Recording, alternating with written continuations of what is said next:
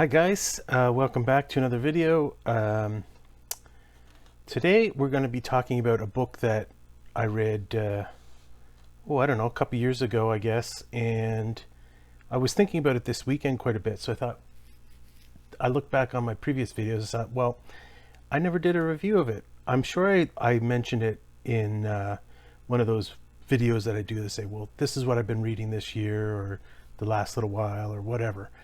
But I'd like to look at it a little bit more closely because, well, it's certainly worthwhile. And sometimes I think that in these book reviews, I don't give enough context of who the author is and like historically situate the books that I talk about. And that is a fault, I'm afraid. And so with this one, I'm going to make sure I give a little bit of biographical background. So that people who are thinking about reading it will know what they're in for, know the context, general context, whatever. When it comes to novels, of course, and when it comes to this channel, when I deal with classics, you know, more than 50% of the books I cover here are 19th century novels, and it's not that that's my area of expertise. In fact, it's not my area of expertise. My area of expertise is early Christianity, but that's not really the focus of this channel. And I'm going to definitely talk about books from that era, but I wanted to make sure that people know that this isn't just a Christian channel. I'm interested in all classics of especially Western literature, but it doesn't have to be just Western literature. It just happens to be that 99% of the books that I've read in my life are Western literature. So let's talk about First Love by Turgenev. I always have to remember how to pronounce that word, Turgenev. I always, Western people would look at that name and say Turgenev or something. It's Turgenev. So Turgenev was, I think, if you had a list of Golden Age Russian novelists, you'd have Tolstoy and Dostoevsky fighting out for number one position, but most Russians would say it's Tolstoy. They wouldn't argue the fact. But in the West, we like Dostoevsky so much that we think it's a battle. It's not a battle to Russians. Russians put Tolstoy in the first position. And I suppose, I agree with that, but I suppose that this is something that comes across when you know how to read Russian, and so that the difference would be very different. I can't read Russian, so I just go by the fact that Tolstoy is such an amazing analyst, communicator, crafter of narratives. But that's not to say that Dostoevsky's not amazing. He is amazing. He's just not amazing compared to boss level Tolstoy. I think in number 3 position, and I think many Russians would agree with this in terms of Golden Age novelists, they put Turgenev. He was born in 1818, died in 1883. The reason why Russians don't generally like Turgenev as much as the other two, because Turgenev lived so much of his life in Western Europe, in France and Paris and so on, and that he was he wasn't a Rush Slavophile as Dostoevsky was, and Tolstoy just preferred Russia to the West as well, whereas Turgenev was of a different mindset. He was much more interested in the West, and he thought he sort of looked at Russia like it was backward, and the Russians didn't care for that, and they still don't. But what I understand is that Russians generally prize Turgenev's writing style above Dostoevsky's. I'm thinking of, for instance, Nabokov.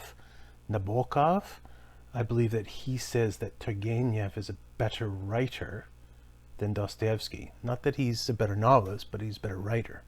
And I just have to take the word for it, his word for it, because I don't, as I said, I don't read Russian. So, one of the first things I have here is that Tolstoy was a frenemy of Turgenev, and Turgenev and Tolstoy were frenemies. Okay, Turgenev was older, but Tolstoy he sort of wanted to put like Tolstoy in a position of kind of his little lackey or disciple or something. But that was not Tolstoy's. That was not, even as a young man, that wasn't his. That wasn't going to happen with Tolstoy. And we have to remember that in terms of class, Tolstoy was above Turgenev. Turgenev was from a very wealthy family, but he wasn't a count like Tolstoy was. And that's the way with Tolstoy. He's got to be the boss. Okay, he's got to be number one. He's not under other people. He you know, for as Christian as he would become, humility at a personal level was not Tolstoy's cup of tea. So he and Turgenev exchanged letters, visited each other, but ultimately they did not get along. Turgenev knew Dostoevsky. Dostoevsky and Tolstoy never met. And that was part of the thing, was that Tolstoy and Dostoevsky, they were insecure in relation to each other. They didn't want to be around each other. They didn't want to meet because each was insecure in relation to the other. Okay, Turgenev being the older of those three guys, and I believe Tolstoy was older than Dostoevsky, but I'd have to look it up. But Tolstoy certainly outlived all of them. He outlived Dostoevsky and he outlived Turgenev. He died an old man. Turgenev's most popular novel, most famous novel, is Fathers and Sons. Sometimes it's translated as Fathers and Children or something. It's a wonderful novel. I've read it a few times. It's quite amazing. It's quite spectacular. He's also wrote Rudin, On the Eve, First Love, Sportsman Sketches, Spring Torrents, lots of other books. I've read probably, I don't know, big chunk of Turgenev's novels, but definitely not all of them. Fathers and Sons is my favorite. Spring Torrents was disappointing. I didn't like it that much. Sportsman Sketches is really interesting. It's really good, but it's not a novel per se. It's generally, as I should say, it's basically, in a way, it's the most interesting sociologically or historically, because it's basically a hunter going around and describing the people and places he goes. So you get a lot of really super interesting accounts of peasants and so on. So it's again, but it's not a novel. But today I'm going to talk about First Love. One thing what I keep thinking about this novel for is that, I mean, First Love, think about it, it's pretty interesting concept. And one thing that you'll find with people, say, from the 19th century, I find people in the past were more able to discuss their pain and their struggles than modern people. And so the way the novel is set up, I'll just, why don't I read to you parts of the very beginning of the novel? So basically it's set in a party that's sort of, it's late at night and there's only a few people left at this party. And so they start asking each other, hey, tell us about your first love or whatever. And so the guy that writes this book, he's asked, and he says, my first love belongs, as a matter of fact, not altogether to the ordinary character, replied with a slight hesitation Vladimir Petrovich, a man of 40, whose black hair was sprinkled with gray. Gosh, who does that sound like? Ah, said the host and Sergei Nikolaevich in one breath. So much the better. Tell us. As you like, or no. I will not narrate. I am no great hand at telling a story. It turns out dry and short, or long and dried out and artificial. But if you will permit me, I will write down all that I remember in a notebook, and I will read it aloud to you. At first the friends would not consent, but Vladimir Petrovich insisted on having his own way. A fortnight later they came together again, and Vladimir Sergeyevich kept his promise. This is what his notebook contained, and that's the novel. That must have been one long reading. The book, I mean, it's only a couple 100 pages long, but that must have been, what, 6 or 7 hour story. Anyway, there you go, and that's how it's set up. It's an excellent idea. Now, I want to talk a little bit about Turgenev, the peculiarities of his personality, and how they come across in this story, and I want to compare him a bit with Tolstoy. Turgenev had a weird upbringing. His wealthy mother was overbearing. I mean, his father died young, so he was basically raised by his mother, and she lived into old age. And back in those days, of course, everything depended on inheritance for the wealthier classes. Unlike now, when you think of the economy, in the old way, and certainly in Russia at the time, and I think there'd be no reason to distinguish Russia from England in this case. The wealthy people write the books, write the novels, mostly in every case. There are certain exceptions, like Chekhov. He wasn't wealthy. So basically, a man was very much dependent on his inheritance, especially when you're talking about the wealthier class. It was possible, of course, like someone could get a government job or whatever, like someone like Tolstoy. Tolstoy never did, if I remember correctly. Tolstoy never did get a government job. He lived off his revenue, his farm revenue. His parents died when he was young, and he and his brothers split the family lands, and Tolstoy lived off the income from his lands. Turgenev was very much under the thumb of his mother, and his mother was quite despotic and uncaring and so on, and kept on a very short leash in that regard. So it wasn't like now where, but again, I can't say for sure. Like, maybe there is a stigma, like if you're raised in a wealthy family, you can't just go and get a job. I'm just thinking of, what if you're like a Kennedy or something, or in this country a Trudeau? Can you just go and get a job? It's just, for as weird as we think that it would be a problem or humiliating to get a job. I'm not from a wealthy family, so I don't feel humiliation in that regard, but I know that it can exist. So anyway, Turgenev had an unhealthy relationship with his mother, and this carried forward in his relationship with women. He never got married.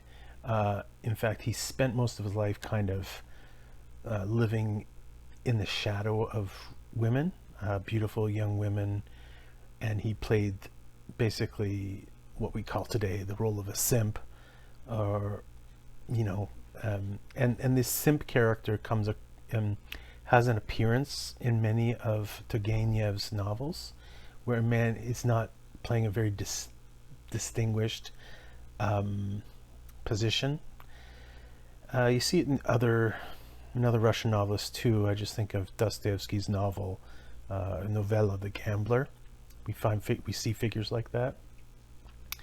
but they're in all of Turgenev's novels. These men who sort of humiliate themselves by falling around women who don't necessarily treat them on an equal basis, you know? And in Turgenev's case, he was basically in love with this, I don't know, was she an actress or something?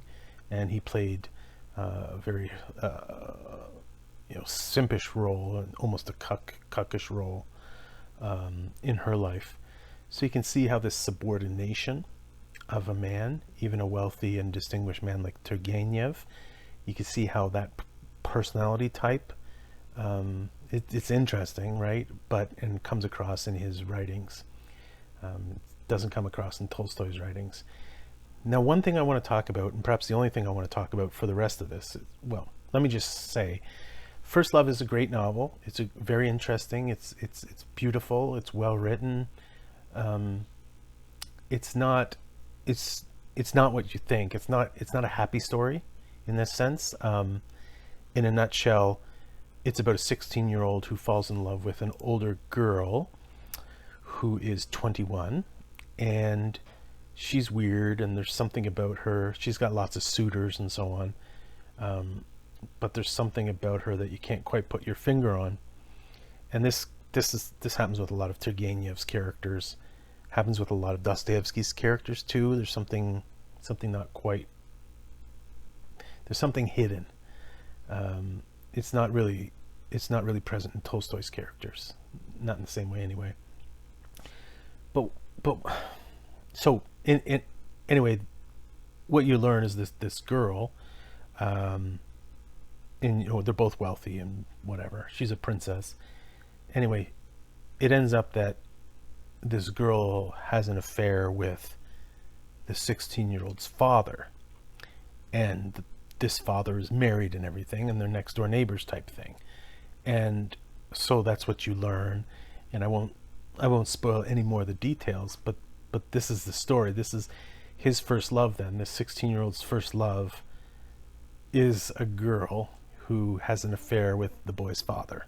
So it's not exactly a storybook romance in that case. But nevertheless, it's a beautiful book. It's definitely worth your time. What I want to talk about here for the rest of this video, and I'll try to make it as quick as I can, is I want to compare Turgenev with Tolstoy in light of one thing, and that is, my thesis is that Tolstoy's greatness can be seen in the way he's able to depict women, women's thoughts and feelings, and that other authors, in this case Turgenev and Dostoevsky, aren't able to do that. I'm trying to think of other authors that would be on an equal footing with Tolstoy in this regard. And I'm not saying that Tolstoy writes women as well as George Eliot does, or the Brontes, or Jane Austen does. Of course not.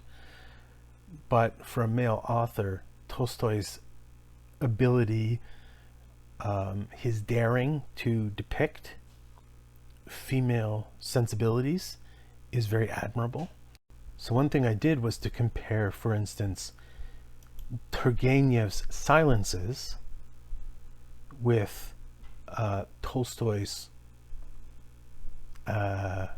speeches. Okay, and so the woman, the girl that the main character loves, her name is Zinaida. How does Turgenev develop her character? I think that and what I compare Turgenev's Zinaida with is Tolstoy's Sonia from War and Peace.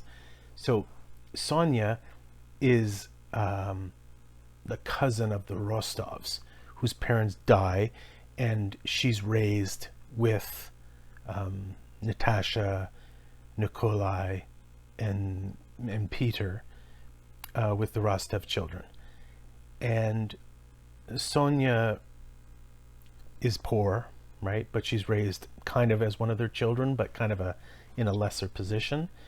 And I thought I'd look at her because she has a love story with her cousin Nikolai, and she's not able to, and Nikolai and Sonia love each other through their teenage years and so on, but she is not allowed to marry him because she's not wealthy, and the Rostov family falls on basically difficult financial times. So in the end, basically the family pressures Nikolai to marry a wealthier person. So I just looked at her for no other reason than that I just, kind of a roll of the dice. Like, how does Tolstoy talk about Sonia, how Sonia feels, versus how does Turgenev speak about how Zenaida feels? Well, the thing is this, Turgenev doesn't talk about Zenaida's feelings. And let me read a couple passages for you, and if I can, if they're not too long, I'll put at least parts of them on the video here. Zenaida, let me just read this thing here. What would be the best part? Okay. Zenaida had suddenly grown pensive. The old princess sent word she had a headache. So that's an example of how Turgenev has to deal with his inability or his unwillingness to portray the inner life of a woman character, of a female character. That's just one quick example. Let me give you another example. Zenaida gazed intently at me. Yes, I have heard. Thank you for coming. I was beginning to think that I should not see you.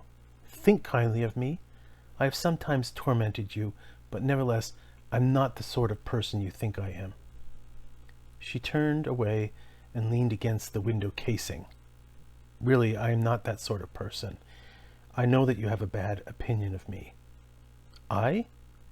Yes, you. I repeated sorrowfully, and my heart began to quiver as of old, beneath the influence of the irresistible, inexpressible witchery. I. Believe me, Zenaida Alexandrovna, whatever you may have done, however you have tormented me, I shall love you and adore you to the end of my life. She turned swiftly towards me, and opening her arms widely, she clasped my head and kissed me heartily and warmly. God knows whom that long farewell kiss was seeking, but I eagerly tasted its sweetness. I knew that it would never more be repeated. Farewell, farewell, I kept saying. She wrenched herself away and left the room, and I also withdrew. I was unable to describe the feeling with which I retired. I should not wish ever to have it repeated, but I should consider myself unhappy if I had never experienced it.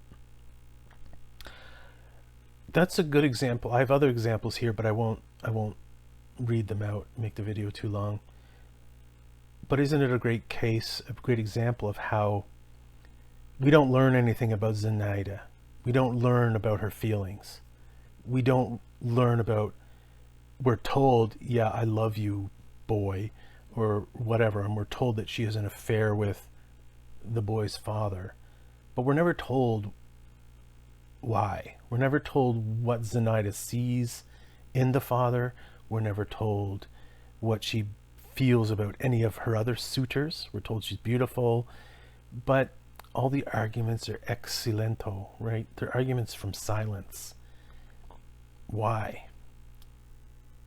It's not necessary. And I think Tolstoy shows us that it's not necessary. A male novelist can tell us more. And let me compare it. So let me look here. Okay. I'm reading from War and Peace now. Sonia burst into hysterical tears and replied through her sobs that she would do anything and was prepared for anything, but gave no actual promise and could not bring herself to decide to do what was demanded of her. She must sacrifice herself for the family that had reared and brought her up. To sacrifice herself for others was Sonia's habit. Her position in the house was such that only by sacrifice could she show her worth, and she was accustomed to this and loved doing it. But in all her former acts of self-sacrifice, she had been happily conscious that they raised her in her own esteem and in that of others, and so made her more worthy of Nicholas, whom she loved more than anything in the world. But now they wanted her to sacrifice the very thing that constituted the whole reward for her self-sacrifice and the whole meaning of her life. And for the first time she felt bitterness against those who had been her benefactors, only to torture her the more painfully.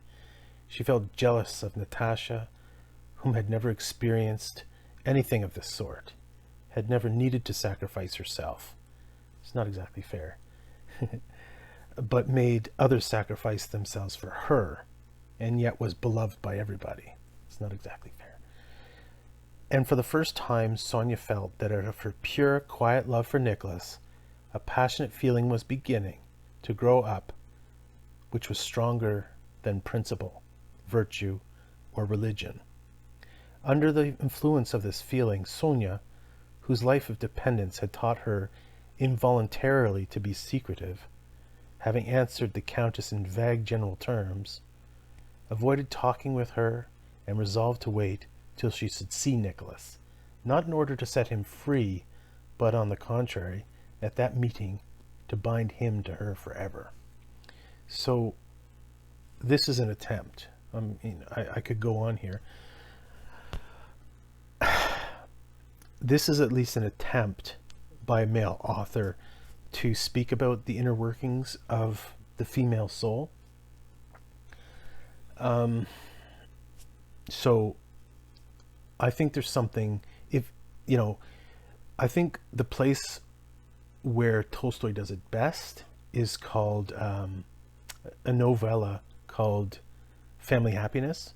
If you haven't read that yet, it's not that long. It's, 50, 60, 100 pages. And it's told completely from the point of view of a girl, of a woman, young woman, in the first person in that regard. And for as sexist as Tolstoy was, compared to modern day viewpoints,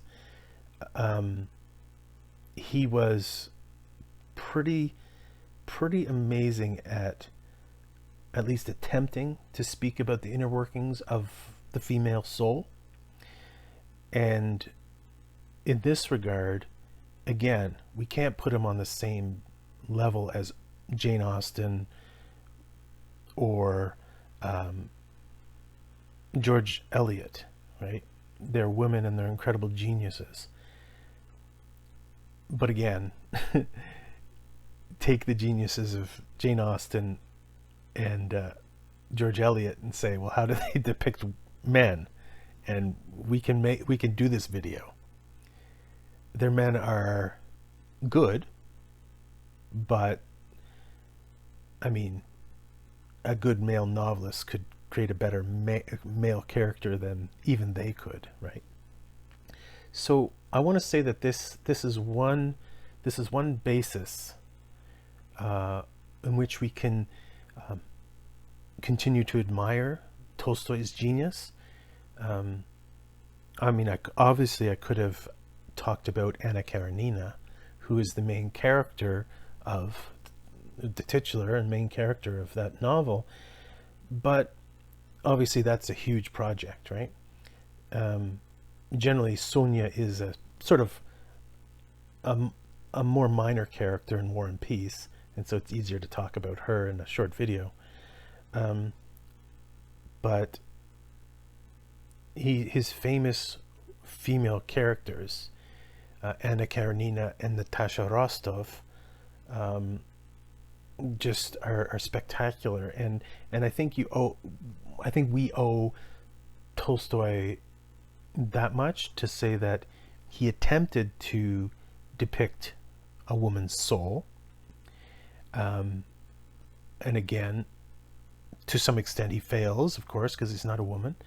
But we have to admire what he's accomplished and what he's attempted to accomplish. And I will, in a heartbeat say, in the case of Zenaida from First Love, and the great female characters or significant female characters from Dostoevsky's works, for instance, Brothers Karamazov and The Idiot, they're not well portrayed. These are not good women characters. They're not fine creations. They're not sophisticated creations. There's too much from silence, right? We're meant to throw in things that Dostoevsky didn't feel capable of putting in, or that Turgenev didn't feel capable of putting in. And so we have all these mysterious female characters that are just that. They're mysterious. And that's really limiting to a novelist, isn't it? Anyway, read First Love. It's a wonderful story. It's beautiful. Turgenev is amazing. But if you're going to only read one Turgenev, read Fathers and Sons. Anyway, I've enjoyed talking about this, guys, and I hope you have a good night. And we'll talk to you again real soon, I hope. Bye now.